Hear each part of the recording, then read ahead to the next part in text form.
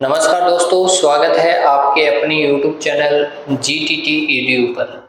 तो जैसा कि पता है आपको, इस चैनल के माध्यम से BA फर्स्ट ईयर की geography, BA second year, BA third year की ज्योग्राफी है वो यहाँ पर आपको कंप्लीट करवाई जाने वाली है। तो इस चैनल से ज़्यादा आप जुड़ें। चैनल को अगर सब्सक्राइब नहीं किया तो चैनल को सब्सक्राइब करें, बेल आइकन को प्रेस करें ताकि आगे आने वाला जो वीडियो है वो आप तक पहुँच सके। और ज़्यादा से ज़्यादा अपने दोस्तों के साथ में वीडियो को शेयर करें और वीडियो को शुरू से लेकर अंत तक जरूर देखें, क्योंकि कॉन्सेप्ट के साथ में हम आज पढ़ने वाले हैं। पिछली कक्षा के अंदर, पिछले पार्ट के अंदर हमने चर्चा की थी महाद्वीप एवं महासागरीय विस्थापन सिद्धांत। तो आज उसका ही अगला जो पार्ट है उसके ऊपर आज हम चर्चा करने वाले हैं। महाद्वीपीय और महासागरीय जो विस्थापन सिद्धांत है, यानी महासागरों से महाद्वीप या महाद्वीप से महासागर है वो अलग है, वो किस प्रकार से हुई, ये जो बताने वाला जो विद्वान था वो था अल्फ्रेड वेगनर। अल्फ्रेड वेगनर के द्वारा सन 1912 के अंदर ये सिद्धांत ये प्रस्तुत किया जाता है। ये अल्फ्रेड वेगनर था, ये जर्मन भूगोलवेत्ता था। 1912 के आसपास ही प्रथम विश्व युद्ध के दौरान लोगों का ध्यान है वो इस सिद्धांत की ओर नहीं गया।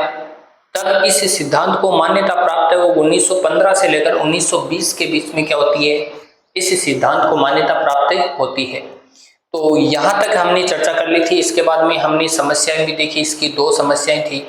जलवायु कटिबंध है वो जहाँ पर क्या है, जहाँ पर स्थल भाग है वो स्थिर थे, वहां पर जलवायु कटिबंधों के अंदर परिवर्तन हुआ होगा। जैसे हम बात करते हैं ग्रीष्म ऋतु है, शीत ऋतु है, इसके बाद में वर्षा ऋतु है।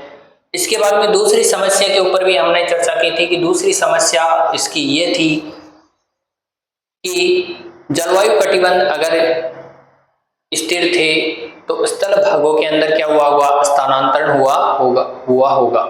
ये चर्चाएं ये हमने कर ली थी। अब आगे हम चर्चा कर रहे हैं। देखो, आज वेगनर का जो मूल सिद्धांत है, वेगनर के मूल सिद्धांत यानी मूल जो रूप है, इस मूल रूप को हम पढ़ेंगे। वेगनर के सिद्धांत का मूल यानी मूल रूप तो कुछ होना ही चाहिए, ठीक है। तो मूल रूप है वो क्या बताता है कि भाई मेरा सिद्धांत इस मूल के आधार पर टिका हुआ है। ये जो बातें हैं ये इस सिद्धांत के अंदर बताई गई, इस मूल रूप के अंदर क्या बताई गई है। देखो, जब से पृथ्वी की उत्पत्ति हुई है, यानी जब से पृथ्वी की उत्पत्ति हुई है तब से ही इन्होंने बताया है कि वेगनर महोदय ने अपने सिद्धांत को कार्बोनिफेरस युग, अपने सिद्धांत को कौन से युग से, कार्बोनिफेरस युग से शुरू किया है।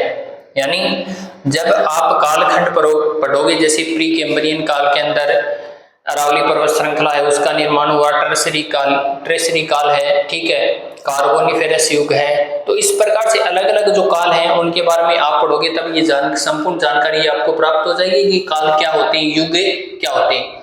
तो जब से पृथ्वी की उत्पत्ति हुई है, जब से पृथ्वी की उत्पत्ति हुई है तब से ही क्या है, वेगनर महोदय ने अपने सिद्धांत को किससे शुरू किया है, कार्बोनिफेरस युग से क्या किया है, शुरू किया है।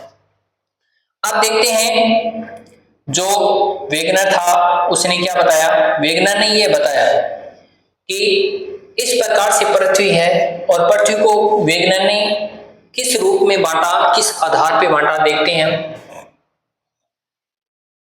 तो आपको अंदर वाला ये जो भाग है, मैं इसको थोड़ा सा गहरा कर देता हूं।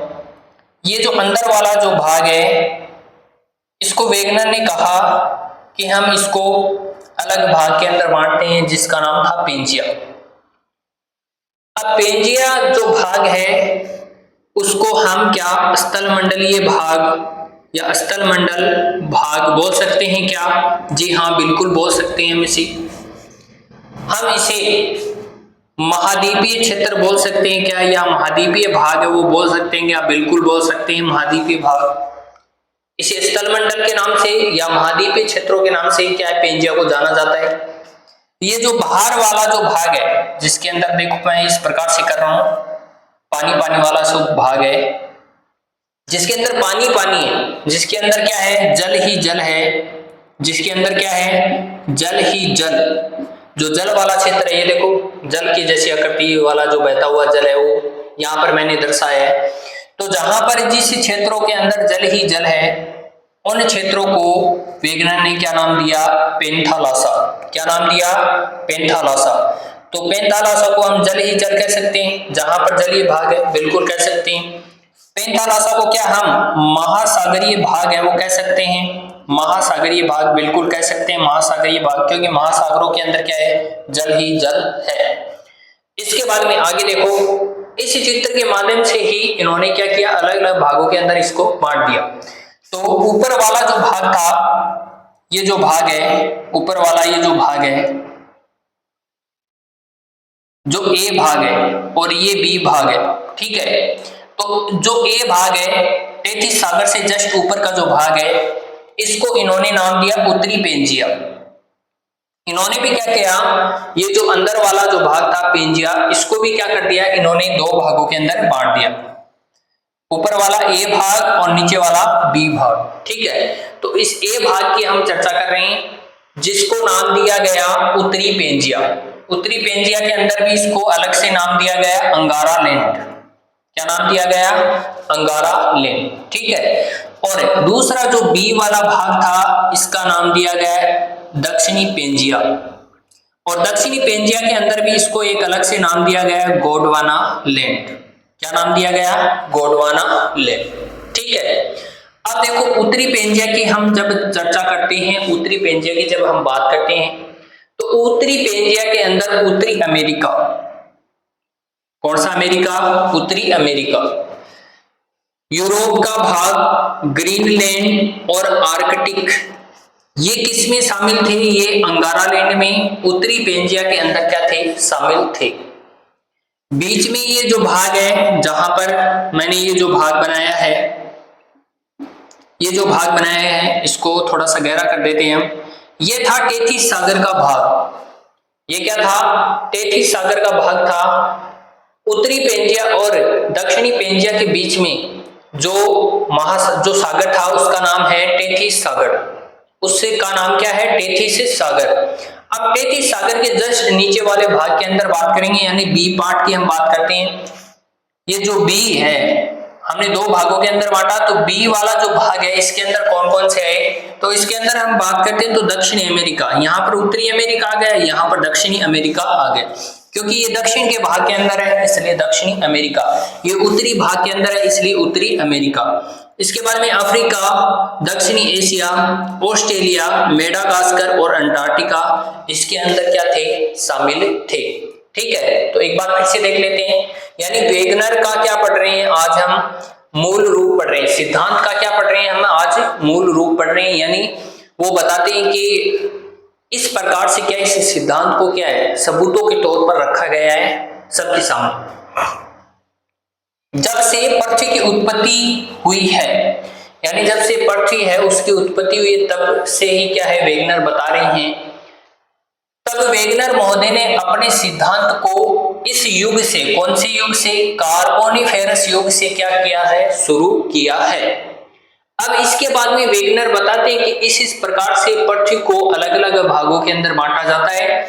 इसके अंदर वाला ये जो भाग है, इसको किस नाम से जाना गया है? तो इसको पेंजिया के नाम से जाना जाता है, जिसको हम स्थलमंडल या महाद्वीपीय नाम से क्या है? जान सकते हैं। इसके बाद में ये जो बी वाला जो भाग है, इसको अलग नाम दिया गया। ये जो बाहर वाला ये जो भाग है, बाहर वाला ये जो भाग है, इसको वेगनर के द्वारा क्या कहा जाता है? पेंथालासा कहा जाता है। पेंथालासा को हम क्या कह सकते हैं? जल ही जल। महासागरीय भाग भी कह सकते हैं, क्योंकि महासागरों के अंदर क्या होता है? जल ही जल होता है, इसलिए महासागरीय भाग, ठीक है। अब फिर क्या करते हैं? ये जो पेंजिया है, अंदर का जो भाग है, इस भाग को क्या करते हैं? वेगनर दो भागों के अंदर बांट देते हैं। पहला जो भाग है उसको ए नाम दे दिया, दूसरा भाग है उसको बी नाम दे दिया। ये वेगनर नहीं देता, ये हम ही दे रहे हैं, ठीक है, समझने के लिए। वेगनर ऊपर वाले जो भाग है इसको क्या कहता है? उसको कहता है उत्तरी पेंजिया। क्या कहता है? उत्तरी पेंजिया।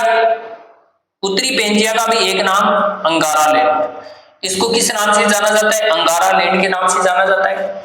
इस अंगारा लैंड के अंदर उत्तरी अमेरिका, यूरोप, ग्रीनलैंड, आर्कटिक हैं, ये जो भाग है ये क्या थे? इसके अंदर शामिल थे।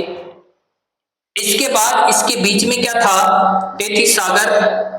किसके बीच में, ए और बी के बीच में क्या था, टेथिस सागर। टीएस, टीएस लिख देता हूं, टीएस से समझाओगे आप, टेथिस सागर। इसके नीचे वाले भाग को क्या है, इन्होंने दक्षिणी पेंजिया नाम दिया, दक्षिणी पेंजिया। और दक्षिणी पेंजिया को क्या कहा गया, गोंडवाना लैंड कहा गया। क्या कहा गया, गोंडवाना लैंड। यानी गोंडवाना लैंड के अंदर कौन कौन से भाग आते थे, कौन कौन से क्षेत्र, यानी दक्षिणी अमेरिका, अफ्रीका, दक्षिणी एशिया, भारत की बात कर लेते हैं, दक्षिणी एशिया के अंदर प्रमुख रूप से भारत, ऑस्ट्रेलिया, मेडागास्कर और अंटार्कटिका। ये जो भाग थे ये किसमें शामिल थे, दक्षिणी पेंजिया के अंदर शामिल थे। तो एक बार आप इसका स्क्रीनशॉट ले लीजिए, इसके बाद हम आगे चलते हैं।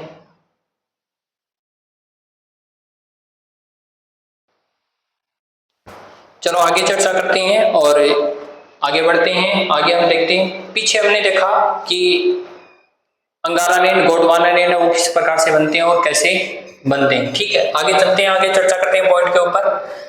तो महाद्वीप व महासागरों के विस्थापन संबंधी प्रमाण। अभी शेडिंग को देखना है सबसे पहले आपको। महाद्वीप व महासागरों के विस्थापन, विस्थापन का मतलब होता है अलग होना, एक जगह से दूसरी जगह पे उसकी स्थापना हो जाना, विस्थापन। ठीक है, उससे संबंधित प्रमाण कौन देता है, वेगनर। ठीक है, प्रमाण का मतलब हो गया सबूत। ठीक है, अगर मुझे किसी भी जो सिद्धांत है उसको क्या करना है, उसके प्रमाण देने, उसको विस्थापन से संबंधित कि ये इससे अलग हुआ है, तो उसके लिए मुझे सबूत देने पड़ेंगे। ठीक है, तो सबूत है, वो सबूत दे रहा है, किसको दे रहा है, जो अनेक जो विद्वान हैं, अनेक जो व्यक्ति हैं, उनको क्या है, इस सिद्धांत के प्रति क्या है, प्रमाण यानी सबूत है, वो प्रस्तुत किए जा रहे हैं। किसके द्वारा, वेगनर के द्वारा। तो देखो, अटलांटिक महासागर, अटलांटिक महासागर के दोनों तटों, यानी अटलांटिक महासागर के दोनों तट, पूर्वी तट और पश्चिमी तट, ठीक है, दोनों तटों पर स्थित महाद्वीप। अब दोनों तटों के ऊपर क्या है, स्थित महाद्वीप है। जैसे उत्तरी अमेरिका, पहला जो महाद्वीप की हम बात करेंगे तो उत्तरी अमेरिका का कौन सा तट, तो पूर्वी तट। ठीक है, तो यहां लिख लेता हूं मैं उत्तरी अमेरिका। उत्तरी अमेरिका का कौन सा तट, तो पूर्वी तट। तथा यूरोप का पश्चिमी तट, यूरोप का कौन सा तट आ रहा है, पश्चिमी तट आ रहा है। यूरोप का कौन सा तट आ रहा है, पश्चिमी तट आ रहा है। तो अटलांटिक महासागर में जो दो महाद्वीप हैं, उसमें उत्तरी अमेरिका का पूर्वी तट और यूरोप का पश्चिमी तट, इन दोनों को आपस में मिलाया जा सकता है। इन दोनों को आपस में मिलाया जा सकता है। यानी इन दोनों को क्या है, ये तो क्या है, इसकी बात करेंगे तो ये तो यूरोप और ये क्या है, उत्तरी अमेरिका। इन दोनों के तटों को क्या किया जा सकता है, आपस में इस प्रकार से मिलाया जा सकता है। ये बात यहाँ पर कही जा रही है। उत्तरी अमेरिका का पूर्वी तट, यूरोप का कौन सा तट, पश्चिमी तट, इन दोनों को आपस में क्या किया जा सकता है। देखो यहाँ पर भी ये लाइन है, इन दोनों को आपस में मिलाया जा सकता है। ठीक है, उत्तरी अमेरिका का पूर्वी तट और यूरोप का कौन सा तट, पश्चिमी तट, इन दोनों को आपस में मिलाया जा सकता है। अच्छा, दूसरी जो पॉइंट है इसमें क्या कह रहा है कि इसी क्रम में दक्षिणी अमेरिका, तो यहां लिख लेते हैं दक्षिणी अमेरिका। दक्षिणी अमेरिका का कौन सा, तो पूर्वी तट, दक्षिणी अमेरिका का पूर्वी तट तथा दक्षिणी अमेरिका का पूर्वी तट तथा अफ्रीका का कौन सा तट है, तो अफ्रीका का पश्चिमी तट। अफ्रीका का कौन सा तट है, तो अफ्रीका का यहां लिख लेते हैं हम, अफ्रीका का कौन सा तट है, तो अफ्रीका का पश्चिमी तट। अफ्रीका का कौन सा तट है, पश्चिमी तट। इन दोनों को क्या किया जा सकता है, आपस में मिलाया जा सकता है, आपस में मिलाया जा सकता है। ये लो, तो ये बात हो गई उत्तरी अमेरिका का कौन सा तट, पूर्वी तट, यूरोप का कौन सा तट, पश्चिमी तट, इन दोनों को आपस में मिलाया जा सकता है। जबकि दक्षिणी अमेरिका का पूर्वी तट और अफ्रीका का कौन सा तट, पश्चिमी तट, इन दोनों को आपस में क्या किया जा सकता है, मिलाया जा सकता है। जैसे चित्र के माध्यम से हम देखते हैं तो चित्र के माध्यम से इस प्रकार से ये इसका चित्र है वो बनता है इस प्रकार से। ये ऐसे चित्र बनेगा इसका।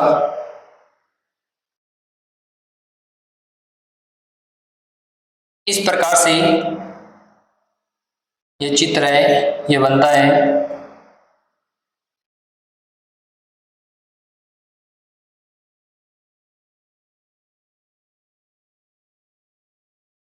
जिसके अंदर हम इस चित्र की बात करते हैं तो ये हो जाएगा हमारा अफ्रीका, अफ्रीका, और ये भाग हो जाएगा हमारा दक्षिणी अमेरिका। कौन सा अमेरिका हो जाएगा? दक्षिणी अमेरिका। अब देखो अफ्रीका का कौन सा भाग दे रखा है, तो अफ्रीका का पश्चिमी तट। तो इस भाग की हम बात करेंगे तो ये कौन सा तट है? पश्चिमी तट है। और दक्षिणी अमेरिका का कौन सा तट? तो पूर्वी तट। दक्षिणी अमेरिका का ये कौन सा तट हो जाएगा? पूर्वी। और अफ्रीका का कौन सा तट हो जाएगा? ये पश्चिमी। इन दोनों को आपस में क्या किया जा सकता है? यहाँ मैं बराबर का निशान लगाता हूँ। इन दोनों को आपस में क्या किया जा सकता है? मिलाया जा सकता है। यही बात इसके अंदर बोल रहा है, ठीक है। तो फिर से देख लेते हैं। महाद्वीप और महासागरों के विस्थापन संबंधी प्रमाण, यानी वेगनर सबूत दे रहा है, व्यक्तियों को सबूत दे रहा है, विद्वानों को सबूत दे रहा है कि मैंने क्या है अपना सिद्धांत प्रस्तुत किया है, तो उससे संबंधित मैं क्या है सबूत भी पेश करता हूँ, ठीक है, प्रमाण देता हूँ। तो अंटार्कटिक महासागर के दोनों तटों पर स्थित महाद्वीप जैसे उत्तरी अमेरिका का पूर्वी तट तथा यूरोप का पश्चिमी तट, इन दोनों को आपस में मिलाया जा सकता है। तो यहाँ आप उत्तरी अमेरिका लिख लो, उत्तरी अमेरिका, और यहां लिख लो आप यूरोप। उत्तरी अमेरिका का कौन सा? पूर्वी तट, और यूरोप का कौन सा तट? पश्चिमी तट। इन दोनों को आपस में क्या किया जा सकता है? मिलाया जा सकता है। ये वेगनर कह रहा है, वेगनर का क्या है? सबूत है, ठीक है। दूसरा पॉइंट है, इसी क्रम में दक्षिणी अमेरिका का पूर्वी तट तथा अफ्रीका का पश्चिमी तट, इन दोनों को आपस में मिलाया जा सकता है। दक्षिणी अमेरिका का कौन सा? पूर्वी तट, अफ्रीका का कौन सा तट? पश्चिमी तट, इन दोनों को आपस में मिलाया जा सकता है, ठीक है। ये बात मैंने यहाँ पर शॉर्ट में लिख दी है, आप इसका स्क्रीनशॉट ले लीजिए और क्लास को शुरू से लेकर अंत तक जरूर देखना है, क्योंकि सारी बातें वो कॉन्सेप्ट के साथ में जानने वाले हैं और यहाँ पर जानी है कॉन्सेप्ट के साथ में। तो क्लास को शुरू से लेकर अंत तक जरूर देखना है, क्योंकि अगर शुरू से लेकर अंत तक नहीं देखते हो तो आपका कॉन्सेप्ट वो क्लियर नहीं होगा। और आपको क्लास कैसी लगी ये जरूर बताना, और ज़्यादा से ज़्यादा चैनल को सब्सक्राइब करें, बेल आइकन को प्रेस करें, और इस वीडियो को ज़्यादा से ज़्यादा अपने दोस्तों के साथ में शेयर करें जो भी बीए फर्स्ट ईयर के अंदर है। अनेक प्रतियोगी परीक्षाओं के अंदर भी यहाँ से क्वेश्चन है वो पूछे जाते हैं, तो क्लास को शुरू से लेकर अंत तक जरूर देखें और अपने दोस्तों के साथ में शेयर करें ताकि उनको भी इस क्लास का फायदा वो मिल सके, ठीक है। आगे हम इसी का पार्ट है वो नेक्स्ट पार्ट लेके आएंगे, ठीक है। तब तक के लिए धन्यवाद।